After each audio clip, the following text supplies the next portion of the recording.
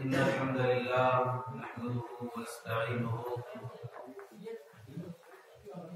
ونستغفره ونعوذ بالله من شرور أنفسنا ومن سيئات أعمالنا من يهده الله فلا مضل له ومن يضلل فلا هادي له وأشهد أن لا إله إلا الله وأشهد أن محمدا عبده ورسوله أما بعد فإن خير الحديث كتاب الله وخير الهدي هدي محمد صلى الله عليه وسلم وشر الأمور محدثاتها وكل محدثة بدعة وكل بدعة ضلالة وكل ضلالة في النار. أعوذ بالله من الشيطان الرجيم. بسم الله الرحمن الرحيم.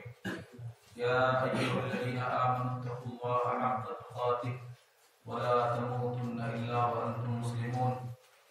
يا أيها الناس اتقوا ربكم الذي خلقكم من نفس واحدة وخلق منها زوجها وبث منهما رجالا كثيرا ونساء واتقوا الله الذي تساءلون به والأرحام إن الله كان عليكم رقيبا.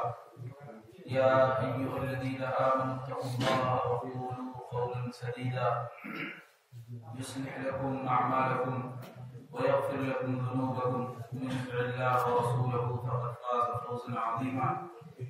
قال تعالى في كلامه المجيد: إن الذين يحبون أن تشيع الفاحشة في الذين آمنوا لهم عذاب أليم في الدنيا والآخرة والله يعلم وأنتم لا تعلمون.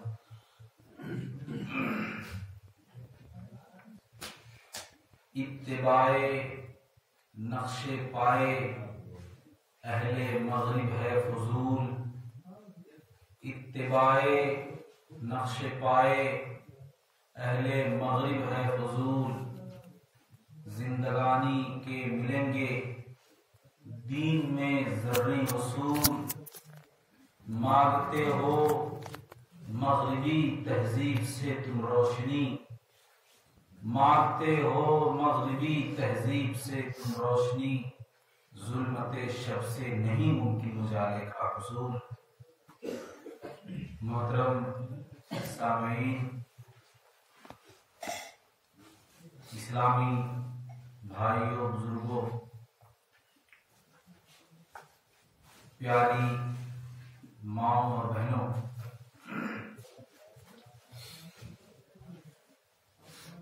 اپنے سماج اور معاشرے پر جب ہم نظر دوڑاتے ہیں، اپنی قوم جس حالت میں، جس کیفیت میں زندگی گزار رہی ہے، جس ڈگر کو وہ اختیار کر چکی ہے، اس پر جب نظر پڑتی ہے تو بے ساختہ یہ شعر یاد آتا ہے کہ ایک دو زخم نہیں جسم ہے سارا چھلنی.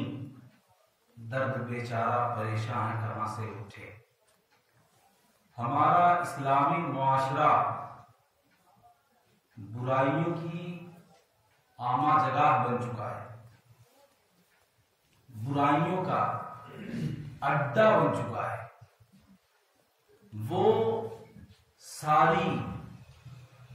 ساری خامیاں، وہ ساری برائیاں، وہ سارے منکرات جن سے نبی کریم صلی اللہ علیہ وسلم نے ہمیں ڈرایا تھا، جن سے ہمیں دور رہنے کی تلقین کی تھی، اپنی پوری زندگی جس کے پرچار میں، جس کی تبلیغ میں، جس کے اشاعت میں صرف کر دیا، وہ ساری برائیاں آج ہمارے سماج اور معاشرے میں سے لوٹ آئی. ان میں سے ایک برائی بے حیائی کی برائی ہے. دنیا میں بے شمار مذاہب کے ماننے والے ہیں اور ہر مذہب کے ماننے والوں کی ایک بہت بڑی تعداد ہے. کوئی بھی دھرم ہو، کوئی بھی دین ہو، ان کے ماننے والوں کی کوئی ایک ایسی خوبی ہوتی ہے، کوئی ایک ایسی پہچان ہوتی ہے جس کے ذریعہ یہ پتا چل جاتا ہے کہ یہ کس دین کے ماننے والے ہیں، یہ کس دھرم کے ماننے والے ہیں، یہ کس کی پوجا اور پرستش کرتے ہیں، کس کو اپنا آئیڈیل مانتے ہیں۔ مذہب اسلام کی چند ایسی تعلیمات ہیں جن کے ذریعے مسلمانوں کی پہچان ہوتی ہے، جن کے ذریعے مسلمانوں کی شناخت ہوتی ہے، جو مومنوں کے لیے، کلمہ پڑھنے والوں کے لیے آئیڈینٹی کارڈ کا درجہ رکھتی ہیں۔ وہ بہت ساری تعلیمات ہیں، ان میں سے ایک تعلیم اللہ کے نبی صلی اللہ علیہ وسلم نے جس کی طرف اشارہ فرمایا، ان لکل دین خلقا، کہ ہر دین کا ایک اخلاق ہے، ہر دین کا ایک کلچر ہے، ہر دین کی اپنی ایک تہذیب ہے۔ وخلق الاسلامی الحیا، اور اسلام کا کلچر، اسلام کی تہذیب، اسلام کا سوبھاؤ وہ حیا ہے، شرم ہے، پاک دامنی ہے، عفت ہے، عزت کی زندگی ہے، سطحی، خبیث، رذیل کاموں سے اجتناب ہے۔ ایک مسلمان کا شیوا، ایک مسلمان کی پہچان ہے کہ اس کے اندر حیا کا مادہ ہو، حیا اس کے اندر کوٹ کوٹ کر بھری۔ یہ حیا کیا چیز ہے؟ شرم کیا چیز ہے؟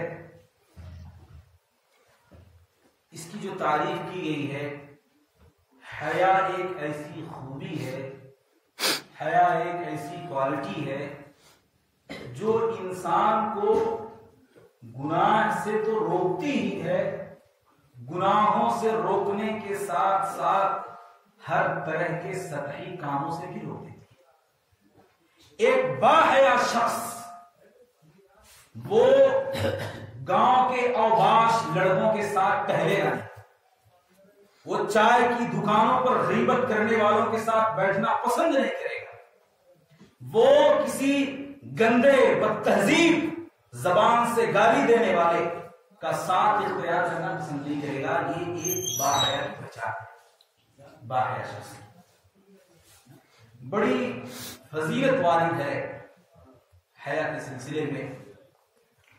میں نے ایک نوٹ بنایا ہے، اللہ کے نبی صلی اللہ علیہ وسلم نے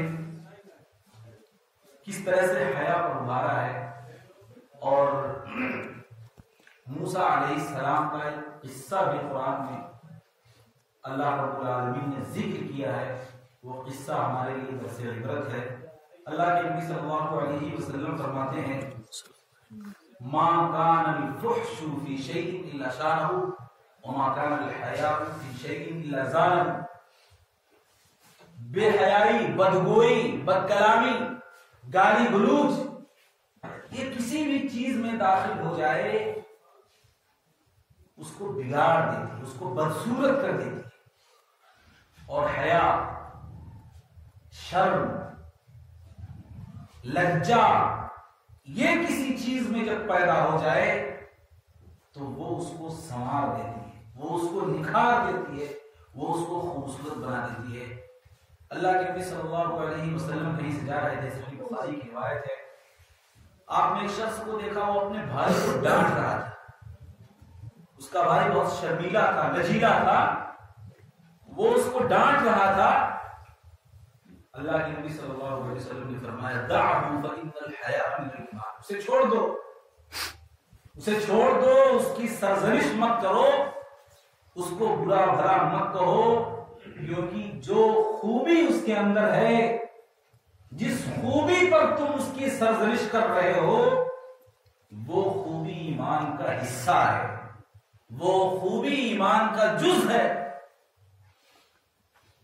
اللہ کے نبی صلی اللہ علیہ وسلم نے فرمایا، ایمان کی 70 سے زائد شاخیں ہیں، اور اسی حدیث میں آپ نے فرمایا کہ حیا بھی یہ ایمان کی ایک شاخ ہے، حیا بھی یہ ایمان کا ایک حصہ ہے۔ اللہ کے رسول صلی اللہ علیہ وسلم کے بارے میں آتا ہے کہ آپ کتنے باحیا تھے۔ کان رسول اللہ صلی اللہ علیہ وسلم اشد حیاء من العذراء فی خدرها۔ اللہ کے رسول ایک دوشیزہ کماری لڑکی سے جو اپنے گھونگھٹ میں ہو، جو اپنے پردے میں ہو، اس سے کہیں زیادہ آپ حیادار تھے، اس سے کہیں زیادہ آپ باحیا تھے، اس سے کہیں زیادہ آپ شرمیلے تھے۔ اللہ رب العالمین نے اسی ماحول میں آپ کی تربیت کی تھی، آپ کو ڈھالا تھا، آپ کو سجایا تھا، سنوارا تھا، دنیا کے سامنے آپ کو آخری نبی بنا کر کے پیش کرنا تھا۔ میں پہلے موسیٰ علیہ السلام کا قصہ ذکر کرتا ہوں۔ سورہ قصص میں اللہ رب العالمین نے ذکر کیا ہے، لمبا چوڑا قصہ ہے، میں اختصار کے ساتھ ذکر کروں گا اور آپ اس سے اندازہ لگائیے کہ موسیٰ علیہ السلام کے اندر کتنی حیا تھی، ہمارے اندر کتنی حیا ہے۔ اس قصے کی روشنی میں بہت سارے قصے ہیں، سب سناؤں گا انشاءاللہ۔ اس قصے کی روشنی میں آپ اپنے سماج، اپنے گھر کا جائزہ لیں۔ موسیٰ علیہ السلام نے اپنی قوم کے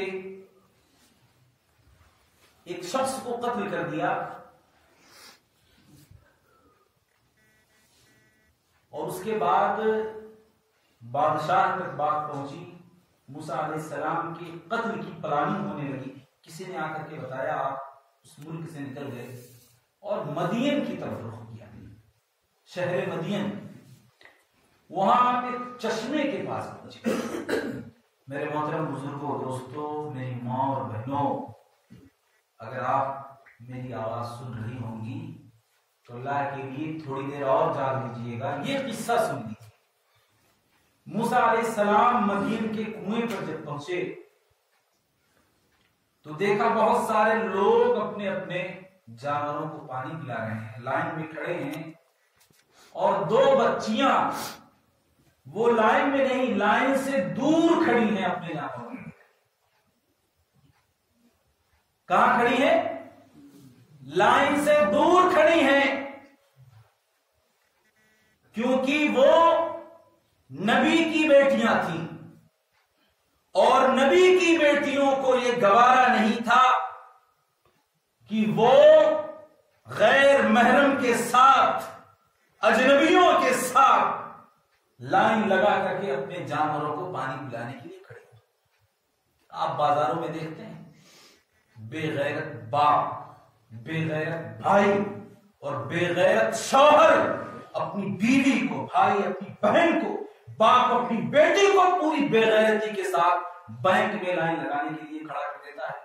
دھکا مکی ہوتی ہے، کس طرح کے لوگ ہوتے ہیں، کون اس کی عزت پر ہاتھ ڈالتا ہے، کون اس کے جسم پر ہاتھ ڈالتا ہے، کون اس کی عزت سے کیا کھلواڑ کرتا ہے، کوئی فکر نہیں ہوتی۔ یہ غیرت کا فقدان ہے، یہ روح کی موت ہے، یہ ضمیر کا جنازہ ہے۔ وہ دونوں بیٹیاں دور کھڑی تھی، موسیٰ علیہ السلام نے دیکھا، تعجب کیا، قال ما خطبکما، کیا بات ہے؟ انہوں نے بتایا کہ ہم اس وقت تک پانی نہیں پلائیں گے جب تک یہ لوگ اپنے اپنے جانوروں کو پانی پلا کے رکھ سکیں۔ بہت پہلے آتی تھی، سارے لوگ اپنے اپنے جانوروں کو پانی پلا کے چلے جاتے تھے، تب یہ دونوں نبی کی بیٹیاں اپنے اپنے جانوروں کو پانی پلاتی تھی، اس کے بعد جاتی تھی۔ موسیٰ علیہ السلام نے ان کے جانوروں کو پانی پلایا اور اس کے بعد ایک سائے کے نیچے آ گئے۔ فسقى لهما ثم تولى الى الظل، ان کے جانوروں کو پانی پلایا اور اس کے بعد سائے میں آ گئے۔ موسیٰ علیہ السلام کی حیا دیکھیے کہ آپ نے پھر ان دونوں لڑکیوں سے گفتگو کی، پھر خیر خیریت نہیں دریافت کی، پھر تعلق بڑھانے کی کوشش نہیں کی، حالانکہ اجنبی تھے، اپنا ملک اپنا گھر بار چھوڑ کے دوسرے ملک میں آئے، اللہ سے دعا مانگی کہ اللہ تو کوئی راستہ نکال۔ وہ دونوں بچیاں اپنے جانوروں کو لے کے والد کے پاس گئی، والد سے قصہ سنایا، اور اس کے بعد قصے کے بعد ان میں سے ایک آئی فجاءت احداہما تمشی علی استحیاء، ان میں سے ایک آئی ایسی چال کے ساتھ جس سے حیا ٹپک رہی تھی، جس سے شرم ٹپک رہی تھی، اور کہا کہ ہمارے والد آپ کو بلا رہے ہیں۔ آج آپ مسلم بہنوں، بیٹیوں، ماؤں کی چال دیکھ لیجیے، برقع پہنا جاتا ہے، اللہ معاف کرے، جسم کے ایک ایک اعضاء ظاہر ہوتے ہیں، نقاب اسے برقع نہیں، برقعے کا جنازہ کہیے۔ اسلام کا جو مقصد ہے کہ عورت کے آبرو کی حفاظت ہو، کسی کے کوئی منچلا لڑکا ہو، کوئی بد تہذیب لڑکا ہو، کوئی آوارہ لڑکا ہو، وہ یہ پتہ ہی نہ کر پائے کہ یہ جوان لڑکی ہے یا بوڑھی ہے یا کیسی عورت ہے، خوبصورت ہے کہ نہیں ہے، اس کے جسم کا اندازہ ہی نہ ہو۔ لیکن ہماری مائیں بہنیں نقاب ایسے سلواتی ہیں، اور اس میں بھی پھول پتیاں، اور اس میں بھی کڑھائی ہوتی ہے کہ جو دیکھنا نہیں چاہتا وہ بھی پلٹ پلٹ کے دیکھتا ہے۔ شرم کے ساتھ چلتی ہوئی آئیں، اور اس کے بعد کہا ہمارے والد بلا رہے ہیں۔ موسیٰ علیہ السلام ساتھ گئے۔ آپ نے دیکھا ہوگا، آپ کو راستہ اگر معلوم نہیں ہو تو آپ کو جو لینے آیا اس سے کہیں گے کہ آپ آگے آگے چلو، کیونکہ مجھے راستہ معلوم نہیں، میں آپ کے پیچھے پیچھے چلوں گا۔ موسیٰ علیہ السلام کچھ دور پیچھے پیچھے چلے، حیا دیکھیے، حیا۔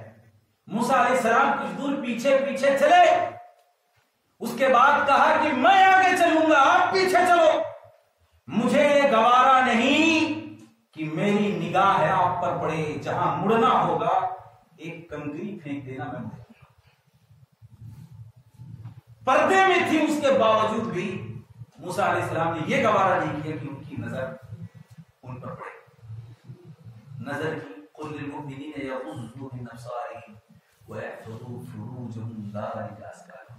آپ نظر کا فتنہ جانتے ہیں؟ نظر کا فتنہ اسلام نے نظر نیچی رکھنے سے کیوں منع کیا ہے؟ کسی غیر محرم کو دیکھنے سے، اس کی صورت دیکھنے کو کیوں حرام قرار دیا ہے؟ بہت بڑے سلف میں سے بہت بڑے عالم گزرے ہیں، انہوں نے بڑی پتے کی بات کہی، کبھی آپ کسی ایسی حسین لڑکی کو دیکھ سکتے ہو جس کو آپ کبھی پا نہیں سکتے، جس سے نہ تو شادی کر سکتے ہو، جس تک نہیں پہنچ سکتے، اور آپ کے دل میں زندگی بھر حسرت بنی رہ جاتی ہے، آپ کی زندگی جہنم میں جاتی ہے۔ وہ دروازہ جو فتنے کا دروازہ ہے، جو آپ کی مانگ کو پورا نہیں کر سکتا، اسلام نے اس دروازے ہی کو بند کر دیا تاکہ انسان کے دل میں کبھی حسرت نہ رہے، انسان مایوسی، بے چینی کی زندگی نہ گزارے۔ اس واقعے میں بہت ساری نصیحت ہے۔ اسی طرح سے اللہ رب العالمین نے فرمایا ان الذین یحبون ان تشیع الفاحشۃ فی الذین آمنوا لهم عذاب علیم فی الدنیا والآخرہ۔ جو لوگ پسند کرتے ہیں کہ مسلمانوں میں فواحش عام ہو جائیں، مسلمانوں میں بے حیائی عام ہو جائے، مسلمانوں میں بدکاری عام ہو جائے، ان کے لیے دنیا اور آخرت میں دردناک عذاب ہے۔ میں آپ کو ایک قصہ سناتا ہوں۔ آپ نے مولانا ابو الحسن علی ندوی، بہت بڑے عالم گزرے ہیں ہندوستان، ان کا نام سنا ہوگا۔ وہ برما گئے تھے۔ برما، آپ نے برما کے مسلمانوں کی حالت بھی دیکھی ہوگی، سنی ہوگی۔ برما گئے تھے، انہوں نے آج سے 10 سال پہلے یہ کہا تھا اللہ کی قسم، برما کے مسلمانوں میں میں نے جو بے حیائی دیکھی ہے، برما کے مسلمانوں میں میں نے جو عریانیت دیکھی ہے، برما کے مسلمانوں میں نے جو گھناؤنے گناہ دیکھے ہیں، مجھے ڈر ہے اور یقین ہے کہ اللہ رب العالمین انہیں کسی دردناک عذاب سے دوچار کرنے والا ہے۔ اور اللہ نے دردناک عذاب سے دوچار کیا۔ آپ نے دیکھا کس طرح سے مارے گئے، کاٹے گئے، گھروں سے بے گھر کیے گئے، نظروں کے سامنے بچوں کا قتل ہوا، نظروں کے سامنے بہنوں بیٹیوں کی عزتیں نیلام ہوئی۔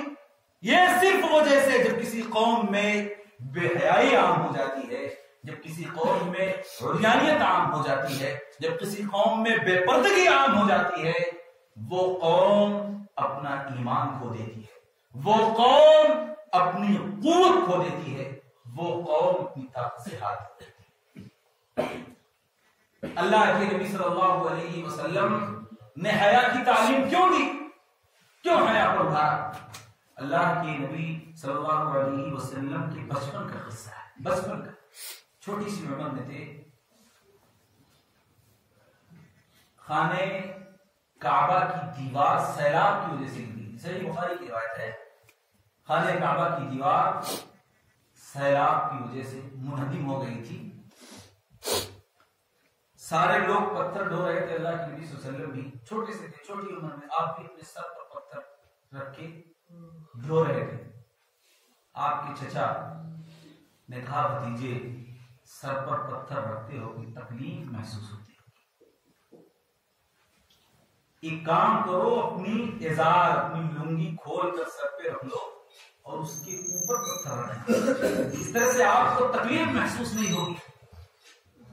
چھوٹی سی عمر میں تھے، آپ نے دیکھا وہ چھوٹے بچوں کو، بنڈی ہے، چٹی ہے اور کچھ نہیں ہے، چھوٹے بچے ہیں، گھوم رہے ہیں، والدین کو کوئی فکر نہیں، کوئی فکر نہیں۔ بچوں کو چھوڑیے، بڈھوں کو آپ نے دیکھا اور لنگی میں گھومتے ہوئے چکر لگاتے ہیں، چھوٹے کپڑوں میں آپ نے بڈھوں کو، بزرگوں کو دیکھا ہوگا چکر لگاتے ہیں۔ بہت سارے لوگوں کو دیکھا ہوگا بازار جاتے ہیں تو کرتا پہن کے اور نماز پڑھنا ہو تو بنڈی میں سے۔ اللہ سے بھی شرمانا ہے۔ ایک صحابی رسول اللہ کے نبی صلی اللہ علیہ وسلم سے پوچھا کہ اے اللہ کے رسول میں اپنا جسم کتنا ڈھکوں؟ تو اللہ کے نبی نے بتایا کہ جب لوگوں کے سامنے رہو تو اپنا جسم ڈھکے رہو۔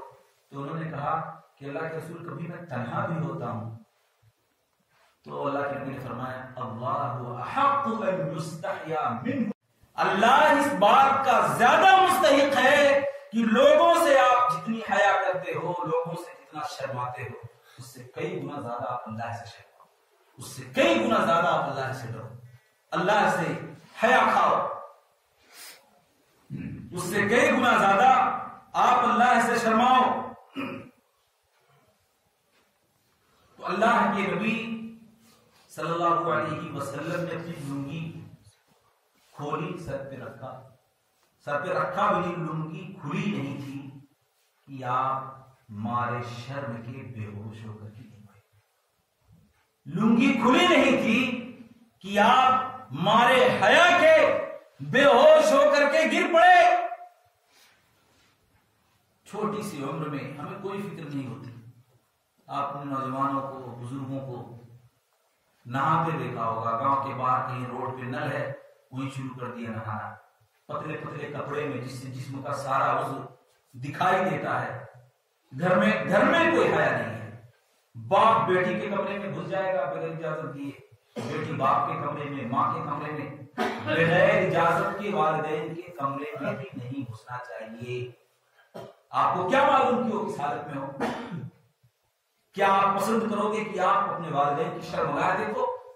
یہ اللہ کے رسول کے الفاظ ہیں، یہ میری اپنی طرف سے نہیں۔ کیا آپ پسند کرو گے کہ آپ اپنے والدین کو ننگے حالت میں دیکھو؟ نہیں۔ کیا کوئی باپ پسند کرے گا کہ وہ اپنے نوجوان بیٹی کو یا بیٹے کو ننگی حالت میں دیکھے؟ کوئی نہیں پسند کرے گا۔ یہ اسلام کا اصول ہے، اسلام کا اصول ہے۔ کسی کے گھر پہ گئے، دستک دیے تو دروازے کے سامنے مت کھڑے ہو، کیونکہ دروازہ اگر کوئی کھولے گا تو ہو سکتا ہے اس کی نظر آپ پر پڑ جائے، آپ کی نظر اس پر پڑ جائے، آپ دروازے کے کنارے ہو جاؤ. اور کوئی اگر کسی کے گھر میں جھانکتا ہے، دروازہ کھلا ہوا ہے، کوئی جھانکتا ہے، جان بوجھ کے جھانک رہا ہو، کچھ باہر پھینک کے مار دے اور اس کی آنکھ پھوٹ جائے تو اس کا کوئی جرمانہ نہیں. آپ سوچو حیا کی کون سی تعلیم دی ہے اسلام نے؟ حیا ہمارے اندر کہاں ہے؟ حیا، اس حیا کا ایک نمونہ بھی نہیں نظر آتا، ذرہ برابر بھی نظر نہیں آتا. اللہ کے نبی صلی اللہ علیہ وسلم بے ہوش ہو کر کے گر پڑے، بعد میں آپ کو ہوش آیا. مکہ میں فتح مکہ کے موقع پر ام ہانی رضی اللہ عنہا آپ کی رشتہ دار تھی، وہ اللہ کے نبی صلی اللہ علیہ وسلم کے پاس آئیں، کچھ پوچھنا تھا. دیکھا اللہ کے نبی غسل کر رہے ہیں، اس زمانے میں غسل خانے نہیں ہوتے تھے، غسل کر رہے ہیں. وہ خود بتاتی ہیں کہ اللہ کے نبی غسل کر رہے ہیں اور آپ کی بیٹی فاطمہ رضی اللہ عنہا چادر تان کر، بیٹی باپ کو بھی نہیں دیکھ رہی ہے، باپ بیٹی کو بھی نہیں دیکھ رہا ہے. ستر پوشی کے لیے، پردہ کرنے کے لیے آپ نے اپنی بیٹی کو حکم دیا کہ وہ پردہ تان لیں. اس کے علاوہ اللہ کے نبی کی زندگی میں بے شمار نبیاں ہیں. اس وقت جو ہے باتھ روم نہیں تھے، اللہ کے نبی بہت دور چلے جاتے تھے قضاء حاجت کے لیے جب کوئی نظر نہیں آتا. صحابی رسول کا بیان ہے کہ اتنی دور چلے جاتے تھے کہ ہماری آنکھوں سے اوجھل ہو جاتے تھے، ہمیں دکھائی ہی نہیں دیتے تھے.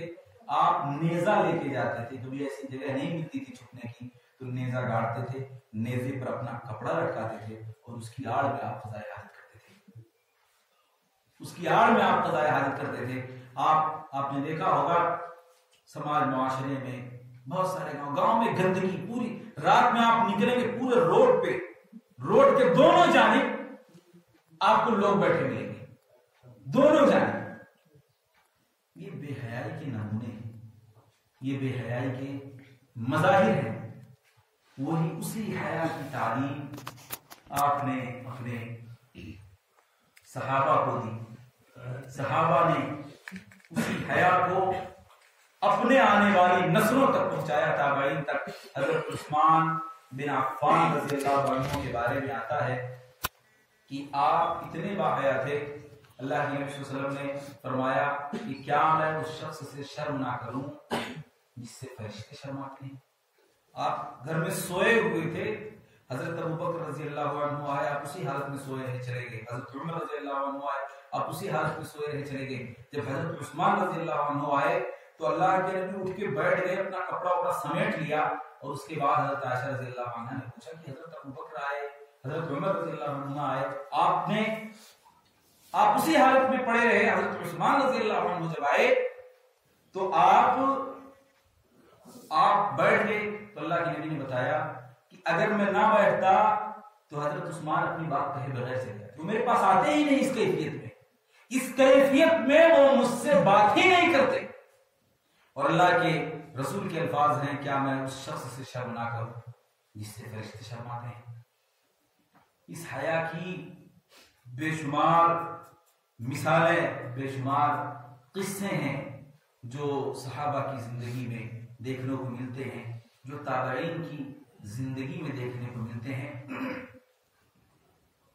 حیا جب کسی قوم میں پیدا ہوتی ہے تو آپ دیکھیں گے، کسی گھرانے میں بھی دیکھیں گے، اس کی گفتگو کا انداز الگ ہوگا، اس کی گفتگو سے حیا ٹپکے گی، اس کے چال سے حیا ٹپکے گی، اس کی نظر سے حیا ٹپکے گی، اس کی اٹھک بیٹھک سے، ہر اس کی ایک ایک حرکات سکنات سے آپ کو محسوس ہوگا کتنا باحیا شخص ہے. وہ آپ کے سامنے اونچی آواز میں بات نہیں کرے، لیکن جب بے حیائی عام ہوتی ہے تو چھوٹے بڑے کی رعایت نہیں رہ جاتی. اللہ کے نبی نے فرمایا اذا لم تستحی فاصنع ما شئت، جب تمہاری آنکھوں سے حیا کا پانی اتر جائے تو جو چاہے کرو. اور ہوتا بھی ایسا ہے کہ جب ایک شخص کے اندر سے حیا مر جاتی ہے تو وہ کچھ بھی کرتا ہے. آپ نے دیکھا ہوگا کہ ایک شخص شراب پیتا ہے، چاہے جس کے سامنے وہ ننگا ہو جاتا ہے، چاہے جس کو گالیاں دیتا ہے، اپنی بیوی کو بچوں کے سامنے گندی گندی اور غلیظ قسم کی گالیاں دیتا ہے، اس کو کوئی پرواہ نہیں ہوتی۔ بے حیائی جب اپنے عروج پر پہنچتی ہے، یورپ میں ایک تحقیق کے مطابق یورپ میں بہت ساری اولادیں ایسی ہیں جنہیں اپنے باپ کا پتہ نہیں، بہت سارے لوگ ایسے ہیں جنہوں نے باپ نے اپنی بیٹی کے ساتھ، بھائی نے اپنی بہن کے ساتھ بیٹھ کے گندی فلمیں دیکھی، اور باپ نے اپنی بیٹی کے ساتھ منہ کالا کیا، بھائی نے اپنی بہن کے ساتھ منہ کالا کیا۔ بے حیائی جب کسی قوم میں پیدا ہوتی ہے تو عفت کی، عصمت کی دیوار جو باپ اور بیٹی کے درمیان ہے، بھائی اور بہن کے درمیان ہے، وہ اس دیوار میں شگاف پڑ جاتا ہے۔ وہ اپنی بھوک مٹانے کے لیے کوئی تفریق نہیں کرتے۔ بے حیائی یہ قوم کے لیے کسی ناسور سے کم نہیں، بے حیائی یہ قوم کے لیے کسی طوفان سے کم نہیں، بے حیائی یہ قوم کے لیے کسی سیلاب سے کم نہیں، کسی عظیم آفت سے کم نہیں۔ اور بے حیائی جب پیدا ہوتی ہے تو اللہ رب العالمین کا عذاب آتا ہے۔ ابھی کچھ سالوں پہلے زلزلہ آیا تھا، آپ نے سنا ہوگا سب سے زیادہ زلزلے سے جو شہر متاثر ہوا تھا وہ کاٹھمانڈو تھا۔ کاٹھمانڈو گھر کے ملبوں میں بڑی بڑی بلڈنگوں کے نیچے جب بلڈنگوں کی کھدائی کی گئی تو مرد عورت دونوں بہنا حالت میں گئے۔ اللہ نے عذاب بھیج دیا، بستیوں کی بستیاں بے حیائی کی وجہ سے تہس نہس ہوئی۔ حیا بڑی عظیم چیز ہے، اسی لیے اللہ کے نبی صلی اللہ علیہ وسلم نے اس کی تلقین کی اور تابعین نے اس کو اپنایا۔ میں تابعین کے کچھ قصے سنانا چاہتا ہوں۔ ایک قصہ ہے علی طنطاوی رحمہ اللہ نے رجال من التاریخ ایک کتاب ہے، اس میں دو قصے ذکر کیے ہیں، ایک سعید بن المسیب رحمہ اللہ کا اور ایک امام ابو حنیفہ کے والد نعمان بن ثابت رحمہ اللہ کا۔ دو قصہ ذکر کیا ہے۔ سعید بن المسیب رحمہ اللہ کا قصہ یہ ہے کہ وہ درس دیتے تھے، درس میں انہوں نے اپنے ایک شاگرد کو غائب پایا، کئی دنوں تک غائب پایا۔ جب وہ شاگرد آئے تو انہوں نے پوچھا بات کیا، انہوں نے بتایا کہ ہماری بیوی کا انتقال ہو گیا تھا۔ اسی دن اپنی بیٹی سے ان کی شادی کی، اپنی بیٹی سے اپنے شاگرد کی شادی کی، اور خلیفہ کے گھر سے رشتہ آیا تھا اس کو ٹھکرا دیا۔ خلیفہ کے گھر سے رشتہ آیا تھا اس کو ٹھکرا کے اپنے ایک محتاج شاگرد سے اپنی بیٹی کا نکاح کیا، اور نکاح کرنے کے بعد شام میں بیٹی گھر پر تھی، شاگرد اپنے گھر چلے گئے تھے۔ پھر سعید بن مسیب رحمہ اللہ کو خیال آیا کہیں اللہ مجھ سے اس رات کے بارے میں سوال نہ کر لے کہ جب تو نے اپنی بیٹی اپنے شاگرد کے زوجیت میں دی تھی تو تیری بیٹی تیرے گھر پہ رات میں گزارے، اسے اپنے شوہر کے گھر پہ ہونا چاہیے۔ خود اپنی بیٹی کو لے کر کے ساتھ میں اپنے شاگرد کے گھر پہنچ گئے، اور پہنچنے کے بعد دروازہ کھٹکھٹایا۔ وہ نیک سیرت بیٹی، وہ پاک باز بیٹی، وہ عفت مآب بیٹی جب اپنے شوہر کے گھر میں داخل ہوتی ہے تو مارے شرم کے اس پر غشی طاری ہو جاتی ہے۔ میری ماں بہنوں، رشتہ لگنے کے بعد شوہر سے بات کرنے والیوں سنو، شرعی لحاظ سے یہ حرام ہے۔ وہ مائیں سنے، وہ بہنیں سنیں، وہ بیٹیاں سنیں، وہ والدین سنیں جو اپنی بیٹیوں کو بات کرنے پر اکساتے ہیں، اور وہ لڑکے سنیں جو زبردستی کسی کی بیٹی کو، کسی کی بہو کو مجبور کرتے ہیں کہ اس سے شادی سے پہلے گفتگو کریں، اور نعوذ باللہ شادی میں ایسی باتیں ہوتی ہیں جو شادی کے بعد بھی آدمی کرتے ہوئے شرمائے۔ اس کے بڑے نقصانات ہیں، بڑے برے نتائج ہوتے ہیں۔ کبھی ایسا ہوتا ہے شادیاں ٹوٹ جاتی ہیں، کوئی بھی غیرت مند نوجوان جو یہ جان لے کہ جس سے میری شادی ہو رہی ہے وہ مجھ سے پہلے کسی سے گفتگو کرتی تھی، وہ شادی کرے؟ کوئی بھی غیرت مند وہ شادی کرنا گوارا نہیں تھے۔ یہ بے حیائی کی آج صورت ہے، اور حیا کی ایک صورت وہ ہے کہ اپنے شوہر کے گھر میں داخل ہوتے ہوئے غشی کھا کر کی گر پڑے۔ نعمان بن ثابت رحمہ اللہ کا جو قصہ ہے، وہ دریا کے کنارے جا رہے تھے، ایک سیب بہتا ہوا جا رہا تھا، اس کو اٹھا کے کھا لیا۔ خیال آیا پتہ نہیں کیسا سیب ہے، الٹا واپس چلنے لگے، ایک باغ میں گئے، باغ کا مالک ملا تو انہوں نے کہا کہ ہم نے آپ کا باغ، آپ کے باغ کا ایک سیب بغیر اجازت کے کھا لیا ہے، آپ ہمیں معاف کر دیجیے۔ انہوں نے کہا میں اسی شرط پہ معاف کروں گا جب آپ میری گونگی، بہری اور کانی بیٹی سے شادی کریں۔ کچھ سکتے میں آگے کون آدمی گونگی، بہری اور کانی عورت سے شادی کرنا چاہے گا؟ کچھ دیر بعد پھر حامی بھر لی، نکاح ہو گیا۔ نکاح کے بعد پہلی رات گزارنے کے بعد دوسرے دن آئے، کہا کہہ رہے تھے گونگی، بہری، کانی ہے تو بہت حسین و جمیل ہے، اس کے اندر کوئی عیب نہیں۔ تو انہوں نے کہا کہ میں نے اسے گونگی، بہری، کانی اس لیے کہا کیونکہ اس نے کسی غیر محرم سے گفتگو نہیں کی ہے، اس نے کسی غیر محرم پر نظر نہیں ڈالی ہے، غیر محرم کی آواز اس کے کانوں میں نہیں پڑی۔ میں نے ایسے ماحول میں اپنی بیٹی کی تربیت کی تھی۔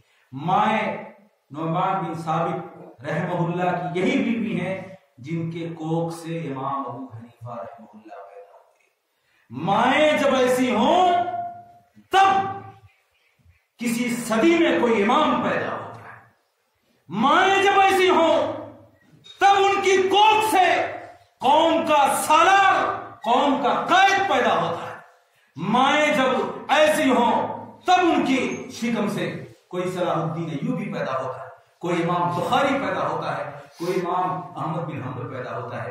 امام احمد بن حنبل رحمہ اللہ فجر کی نماز سے 1 گھنٹہ پہلے، 2 گھنٹہ پہلے اٹھ جاتے تھے، درس میں جانے کے لیے۔ ایسی تربیت دی تھی ان کی والدہ نے، کہتی تھی بیٹے ابھی اندھیرا ہے، ابھی رک جاؤ، فجر کی اذان ہو جائے اس کے بعد جا۔ مائیں جب اتنی پارسا ہوتی ہیں تب ان کی کوکھ سے لال و بخر پیدا ہوتے ہیں۔ اسی طرح سے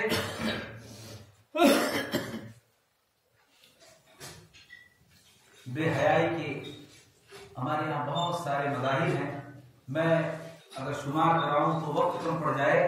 شادیوں میں بہت زیادہ بے حیائیاں ہوتی ہیں۔ میں 2 قصے، بہت مختصر قصے ہیں، اس کو سنا کر اپنی بات ختم کروں گا، وقت زیادہ ہو رہا ہے۔ ایک قصہ ہے انڈونیشیا کا، جھجھوڑ دینے کے لیے کافی ہے، ہمیں جھجھوڑ دینے کے لیے کافی ہے۔ میں نے یوٹیوب پہ دیکھا کہ ایک انڈونیشیا کی لڑکی ہے، وہ ایک کمپٹیشن میں حصہ لیے ہے جس کا انعام ہے 30 ملین۔ 30 ملین جس کا انعام تھا۔ کمپٹیشن کے جو حکم تھے، جج، انہوں نے اس سے کہا کہ آپ کو چہرہ کھولنا پڑے گا۔ سکتے میں آ گئی، تھوڑی دیر ٹھہری رہی، اس کے بعد کہا کہ مجھے افسوس ہے، میں یہ کمپٹیشن چھوڑ سکتی ہوں لیکن اپنا چہرہ نہیں کھول سکتی۔ اور وہ کمپٹیشن چھوڑ کے چلی گئی۔ اللہ کے رسول صلی اللہ علیہ وسلم کی حدیث ہے، من ترک شیئا للہ عوضہ اللہ خیرا منہ، جو اللہ کے لیے کچھ چھوڑتا ہے نا، اللہ اس کو اس سے نہ جانے کتنا بہتر بدلا دیتا ہے۔ عربی نیوز چینل نے اور عربی نیوز اینکر کی رپورٹ ہے کہ اس کا ویڈیو وائرل ہوا، پوری دنیا سے لوگ اس سے پھول کرنے لگے، اور پوری دنیا کے غیرت مند مسلمانوں نے اسے 30 ملین نہیں، نہ جانے کتنے ملین اور بلین کا گفٹ کیا۔ اس کی غیرت دیکھ کر، اس کی اسلامی حمیت دیکھ کر، اس کی دینداری، اس کی پارسائی، اس کی عفت دیکھ کر۔ آپ بھی اللہ کے لیے کچھ چھوڑ کر کو دیکھو، اللہ رب العالمین اس کا بہترین بدلہ دے گا۔ ایک اور واقعہ علامہ ابن الجوزی کی کتاب المنتظم، اس میں انہوں نے ایک واقعہ نقل کیا ہے۔ ایک مجلس کے قاضی ہیں، وہ بیان کرتے ہیں کہ ایک عورت آئی اور عورت کے ولی نے، ولی باپ ہوتا ہے اگر باپ زندہ ہے، دوسرے لوگ بھی ہوتے ہیں، اس نے مقدمہ یہ کیا تھا کہ شوہر نے اس کی بیٹی کے یعنی اس کے داماد نے مہر کی جو 500 دینار رقم تھی وہ ادا نہیں کی ہے. قاضی نے ولی سے پوچھا کہ یہ آپ کے پاس گواہ ہے؟ انہوں نے کہا ہمارے پاس گواہ ہیں. گواہ بلائے گئے اور اس کے بعد انہوں نے کہا کہ یہ اس کی طرف دیکھیں گے, یہ دیکھ کر کے بتائیں گے کہ ہاں یہی عورت ہے جس کی 500 دینار مہر تھی اور شوہر نے نہیں دی ہے. شوہر نے کہا یہ آپ لوگ کیا کرنے والے ہیں؟ تو انہوں نے بتایا کہ یہ تمہاری عورت کو دیکھیں گے. شوہر کہتا ہے کہ میں قاضی کو گواہ بنا کے کہتا ہوں کہ میرے اوپر اس کا 500 دینار باقی. اور بیوی نے جب یہ جملہ سنا تو بیوی نے کہا میں گواہ بناتی ہوں قاضی کو کہ میں نے اپنے شوہر کے 500 دینار معاف کر دیے. اس کے بعد قاضی نے کہا یہ واقعہ مکارم الاخلاق میں, عمدہ اخلاق میں لکھے جانے کے لائق ہے. میرے محترم بزرگوں اور دوستوں, میری ماں اور بہنوں, میرے بھائیوں, یہ حیا کے نمونے ہیں, یہ حیا کی تعلیم ہے. حیا الحیاء لا یأتی الا بخیر. اللہ کے نبی نے فرمایا حیا ہمیشہ خیر لاتی ہے. الحیاء کلہ خیر, حیا سراپا خیر ہے. کوئی با حیا شخص ہو اس سے شر کی امید نہیں کی جا سکتی. اپنے معاشرے کو حیا کے سانچے میں, عفت کے سانچے میں, پارسائی کے سانچے میں ڈالنے کی ضرورت ہے. اپنے اولاد کو حیا کے ماحول میں تربیت دینے کی ضرورت ہے. ہمارے گھر کا ماحول باحیا ہو, ہمارا گاؤں باحیا ہو, ہماری قوم باحیا ہو. بے حیائی کے ایسے ایسے نمونے دیکھنے کو ملتے ہیں, اللہ کی قسم دل خون کے آنسو ہوتا ہے. آپ نے نوجوانوں کو دیکھا ہوگا رقص و سرور کی محفلیں سجتی ہیں, رنڈیاں جو ناچتی ہیں, جو اپنے جسموں کا سودا کرتی ہیں. یہ نوجوان جو ملت اسلامیہ کا ایک فرد ہے, ملت اسلامیہ کا مستقبل جو سنوار سکتا ہے, ملت اسلامیہ کو تحفظ فراہم کر سکتا ہے, وہ ننگی ویڈیوز دیکھتا ہے, وہ رقص و سرور کی محفلوں میں جاتا ہے, وہ موبائلوں میں اپنا وقت ضائع کرتا ہے. اس کو اللہ سے شرم نہیں آتی, اس کو اپنے آپ سے شرم نہیں آتی کہ اللہ نے کتنی نعمتیں ہمیں دی ہیں. آنکھ کی جو نعمت ہے اگر اللہ 2 پل میں چھین لے تو کچھ کر سکتے ہیں. یہ بے حیائی جو ہمارے سماج کا حصہ بن چکی ہے, اسے دور کرنے کی ضرورت ہے.